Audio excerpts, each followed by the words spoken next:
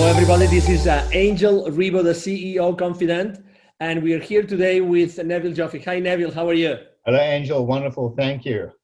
So Neville Joffe, as you probably already know, he's an author, he's an executive educator, and he's been teaching financial literacy and business mastery for more than 25 years to more than 20,000 people worldwide for these very, very large corporations. And we are here today because I would like to actually share a few ideas regarding financial literacy and diversity and inclusion. The first question would be for you, Neville. You've been teaching, basically, you've been helping companies, business operators and executives how to be aware of the financial implications of their business decisions. Why is that important, Neville? Angel, shareholders and investors in corporations have a certain vision about what they want to see in return for their investment. And it may surprise a lot of people to know that investors in large corporations in particular don't really care that much about what the company does. I mean, you think about people who buy shares in a wine company or a beer company may not even drink wine or beer. So it's not really about the product, it's about the return they get on the investment. And to that end, everyone in the organization needs to understand the financial implications of what they do and how they link or how they align, if you will, to what shareholders expect from their investment. Because people tend to work in silos. They need to see the bigger picture and understand how to join all the dots between what they do and what the shareholders see in their financial statements. So I remember that, one of the many things that, by the way, people, they might not remember or know is that you actually were leading an organization with 400 unionized employees. And those employees were from so many different countries with so many different orientations. What did that role, that diversity on your company, what role did it play in your company? Wow, Angel, in those days, we didn't even know the word. I'm going back more than 25 years, in fact, close on 30 years when I started this. We'd never heard of the word diversity. We'd never heard of the word inclusion.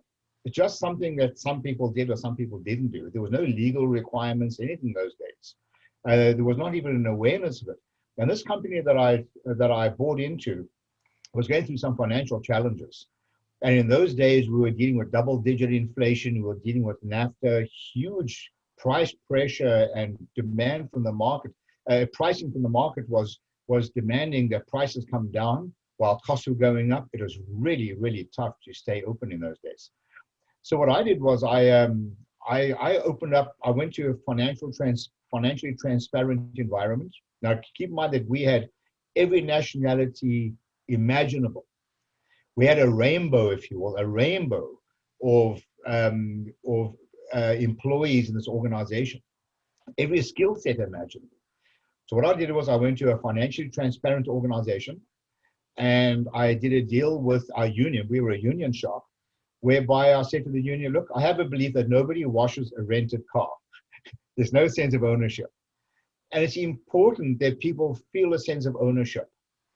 So I'm a strong advocate of education and engagement. I educated these people to understand the financial implications of what they did, use very simple methodologies like tearing up $20 bills when people messed up and people used to freak out. I said, why are you freaking out? You do this every day. I got their attention. But I started using some very unorthodox methods of teaching business literacy, gave them, people work better when there's something in it for them, right? And I started involving them in decision-making because all their skin in the game. But the whole notion of inclusion, in my view, shouldn't be inclusion for the sake of inclusion. This should be the sake of inclusion with a bigger purpose.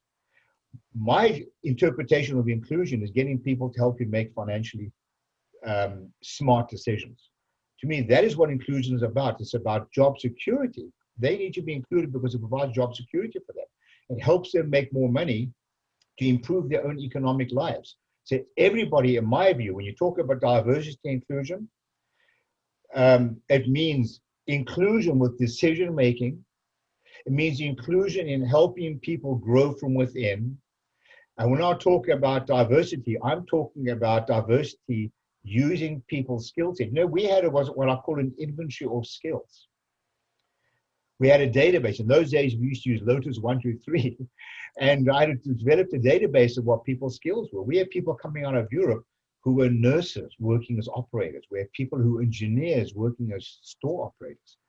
And we tapped into these resources. It was magnificent. We found acres of diamonds of knowledge that we used to grow this company. And within a few years after starting this initiative, this company has zero debt, became a world-class producer. There is something else I'd like to add, if I may. Absolutely. While it's in mind. The companies I've worked with over the last 25 years, a lot of multinational companies, I can tell you that those companies that I've worked with that practice diversity and inclusion to the level that I'm talking about, not just because it's a legal thing or it's something which they have to do, it's something that they want to do, are significantly more profitable with lower staff turnover than those companies that don't practice this. It's blatantly obvious with those companies that I've worked with. I was going through actually the list. Neville was kind enough to share with me the list of his former clients. And besides lots of testimonials and recommendation letters, I saw the names. Would you mind sharing the names of a few companies that you have been working with throughout time?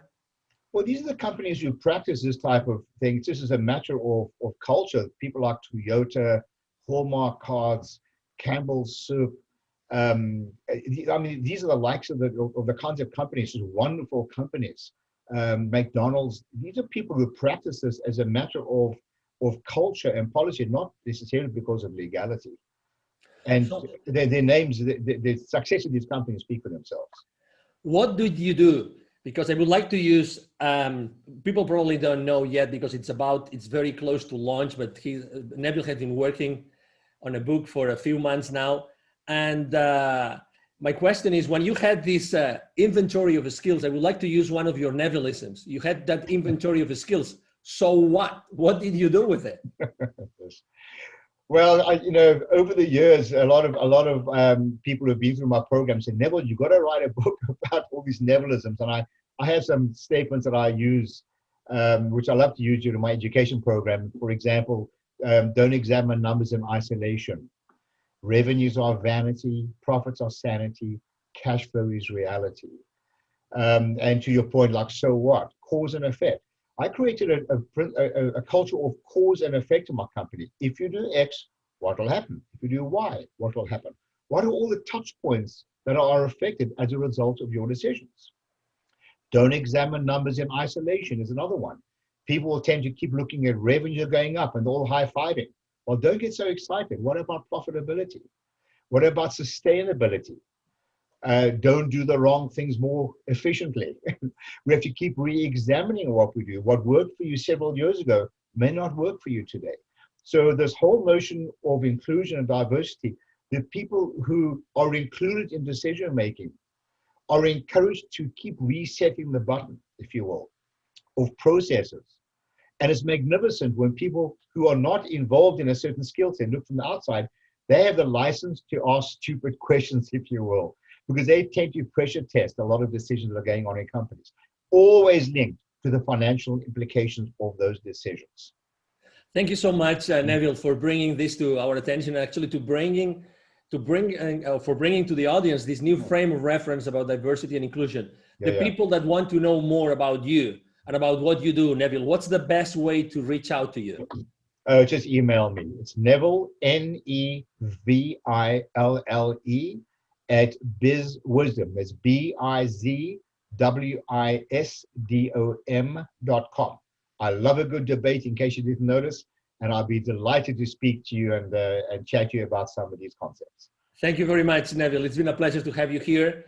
And for our audience, thank you very much. Again, this is Angel Ribo, the CEO of Confident. Thank you for being here today, and hope to see you soon in another of our interviews. Thank you very much. Have a wonderful day. Bye-bye. Thanks. Bye-bye.